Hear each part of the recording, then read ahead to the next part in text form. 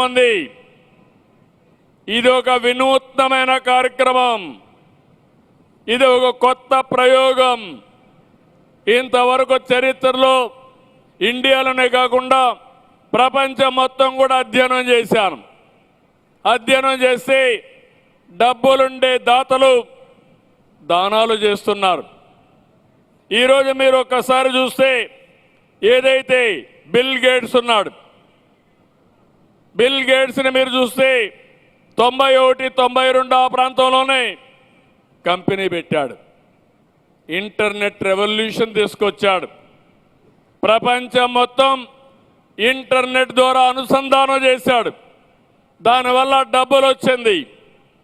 ఒక స్థాయికి వచ్చిన తర్వాత నాకు డబ్బులు ముఖ్యం కాదు, ప్రజాసేవ ముఖ్యమని రాజకీయాల ద్వారా కాదు, బిల్ గేట్స్ ఫౌండేషన్ ద్వారా చేయాలని జీవితాన్ని అంకితం చేశాడు. అతని చేసే ప్రపంచంలో కుబేరుడైనటువంటి వారన్ బఫెట్ అయితే ఆయన డబ్బులు కూడా ఆయనకిచ్చి నాకు సమయం లేదు మీరు చేయమని ఇచ్చాడు. అదే మరి ప్రేమ్జీ ఉన్నారు, విప్రో అధినేత, కొన్ని వేల కోట్ల రూపాయలు చారిటీ ఖర్చు పెడుతున్నారు. టాటా ఫౌండేషన్ ఉంది, వాళ్ళు కూడా ఖర్చు పెట్టే పరిస్థితికి వచ్చారు.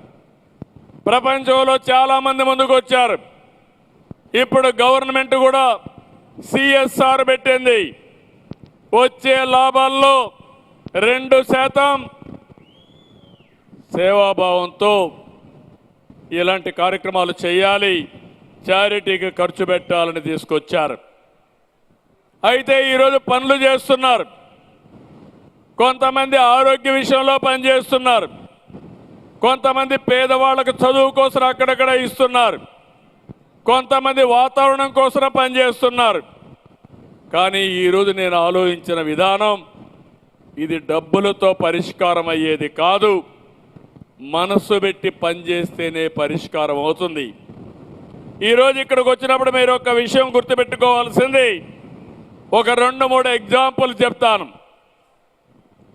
ఈరోజు మనందరి స్ఫూర్తిదాత అంబేద్కర్ గారు ఉన్నారు.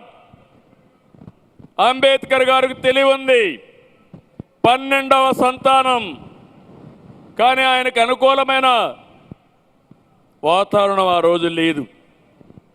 అంటరానితనం ఉంది, అవమానాలు ఎదుర్కొన్నాడు, కానీ పట్టుదలను వదులుకోలేదు. అలాంటి సమయంలో ఎవరో ఒకరు అండగా ఉండాల్సిన బాధ్యత కూడా ఉంటుంది. ఆ సమయంలో మీరు చూస్తే ఇతనిలో ఉండే మేధాశక్తిని గుర్తించి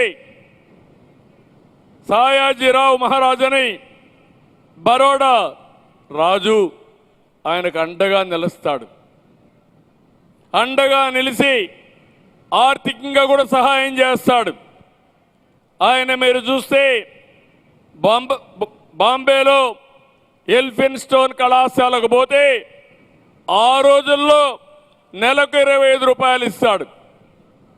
ఆయన లండన్కు పోయి చదువుకోవాలంటే ఆ రోజుల్లో $11 నెలకిస్తాడు. ఆయన తిరిగి వస్తానే అకౌంట్ జనరల్ కార్యాలయంలో ప్రొబేషన్గా పెట్టుకుంటాడు. అక్కడి నుంచి మీరు చూశారు ఆయన న్యాయవాదిగా, ఆర్థికవేత్తగా, సామాజిక సంస్కర్తగా, చివరకు భారత రాజ్యాంగాన్ని రాసి ఇప్పుడే కాదు భవిష్యత్ తరాలకు కూడా ఏమి కావాలో అందజేసిన శక్తి, మేధావి అంబేద్కర్ అని చెప్పి నేను మీకు తెలియజేస్తున్నా. ఎందుకు నేను ఈ మాట వాడానంటే ఆ రోజు సాయాజీరావు చేసిన సహాయం, అంబేద్కర్ ఎదుగుదల ఒక్కసారి ఊహించుకోమని కోరుతున్నా. అలాంటి సహాయమే వీళ్ళు చేసే పరిస్థితి రావాలి. మాటలు కాదు, ఒకసారి డబ్బులు ఇవ్వడం కాదు, ఆ ఇండ్లల్లో ఉండి వాళ్ళ శక్తిని, వాళ్ళ యొక్క సృజనాత్మక ఆలోచనలన్నీ కూడా మీరు అర్థం చేసుకుని వాళ్ళని ఏ విధంగా చేస్తే బాగొస్తారో మీరు గైడెన్స్ ఇవ్వాలి, మెంటర్ చేయాలి. ఇప్పుడు ఆ పిల్లలిద్దరు చూశారు. ఒక అమ్మాయి ఎంబీబీఎస్ చేయాలి, ఇంకో కుర్రాన్ని చూశారు, వాడు రాడ్ బెండింగ్. అంటే వాడి జీవితం నాశనం అయిపోవాలనా? ఒక ఇంజనీర్ కాలేడా? ఒక చిన్న మంచి ఉద్యోగం సంపాదించలేడా?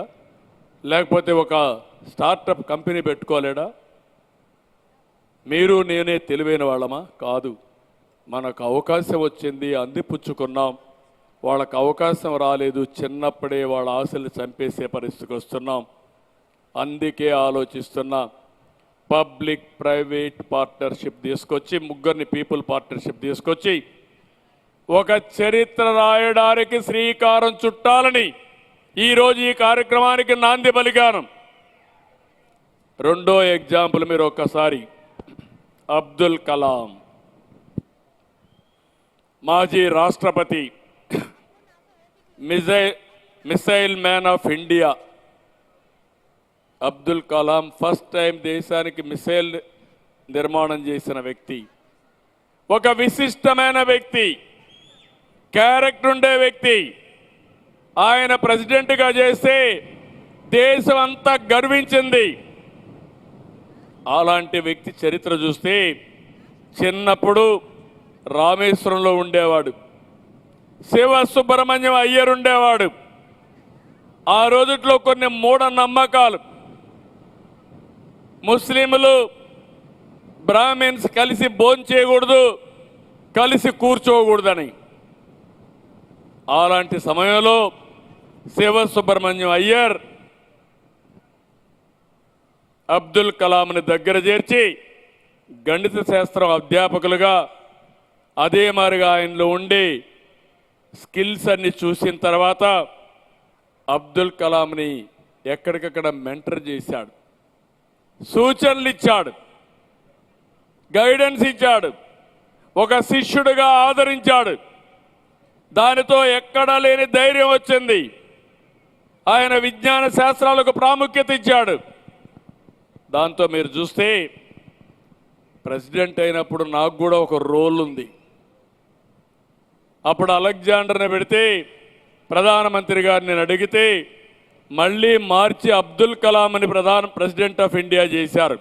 నేను కూడా గర్వపడుతున్నా. అలాంటి వ్యక్తి మహానుభావుణ్ణి ఈ దేశం అధ్యక్షుడిగా చేసుకోగలిగామంటే ఆ రోజు శివ సుబ్రహ్మణ్యం అయ్యర్ యొక్క రోల్ ఉంది.